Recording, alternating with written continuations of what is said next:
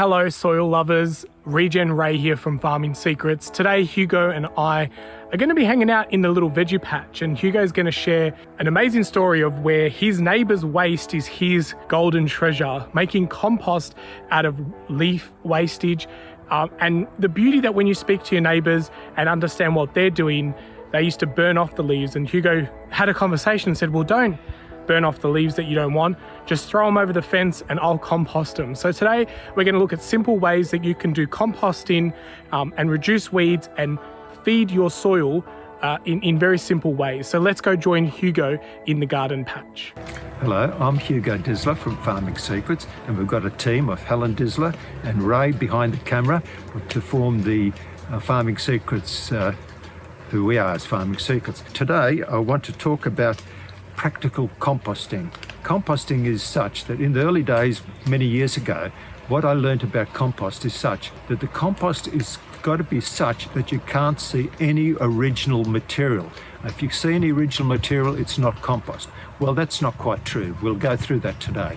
Now, one of the interesting things here is that I'll talk to you about the ultimate way of composting later on, but here's some practical things what we can do. Our neighbour here has got a very big chestnut tree and a walnut tree, and we've got a walnut tree as well.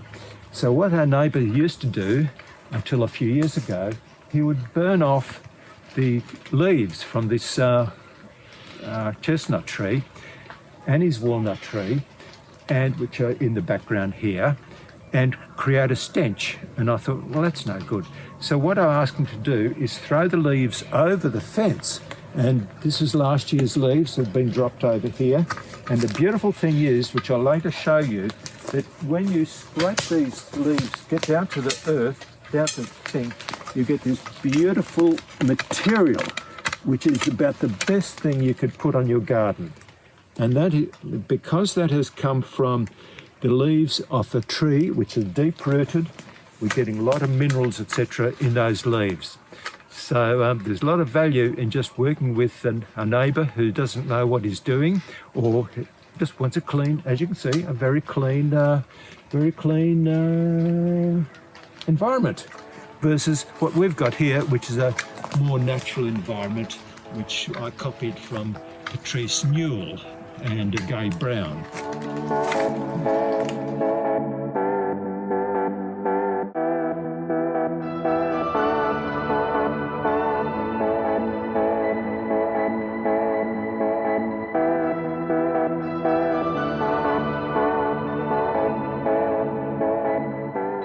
What's a common thing to do in a home garden is to weed and then transport the weeds to another part of the property. And there's practical reasons for doing that, because you want your place to look good. Like our kitchen garden, we do that at the kitchen garden, or my wife does it, I prefer not to. But here in my territory, what I've done is I pulled the weeds out from this area here. We are planting potatoes, and I know the potatoes in late, but we've missed out on a summer season here. And what I've done is put the weeds straight away onto a weed control mat.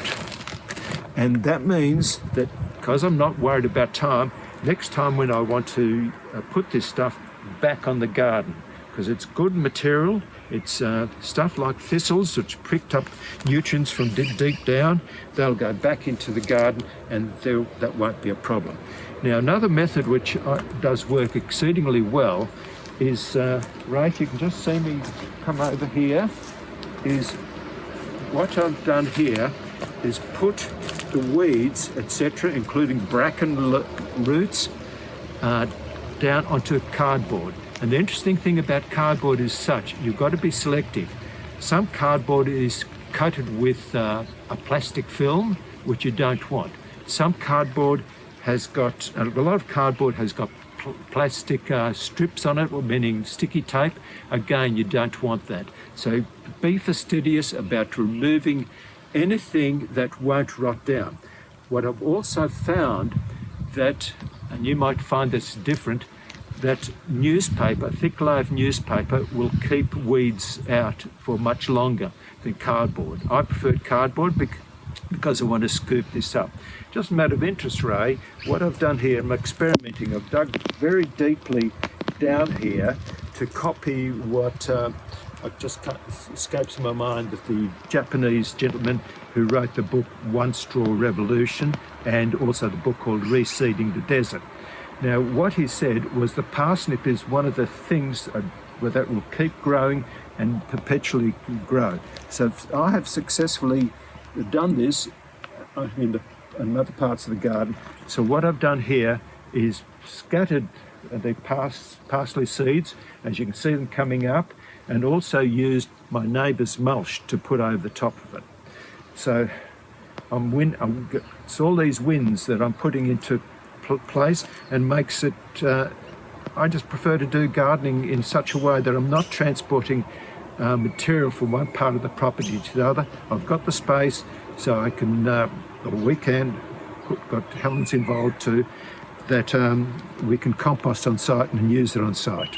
On the way out, apart from noticing our wonderful roses in our vegetable garden, what we can do, and we've successfully used a thick shade cloth, and if you double that up, it works just like the weed control mat, and it's easier to work with because you can reef it out of the ground or reef it off the ground. At the beginning I said the ultimate ways of composting is two methods in my opinion.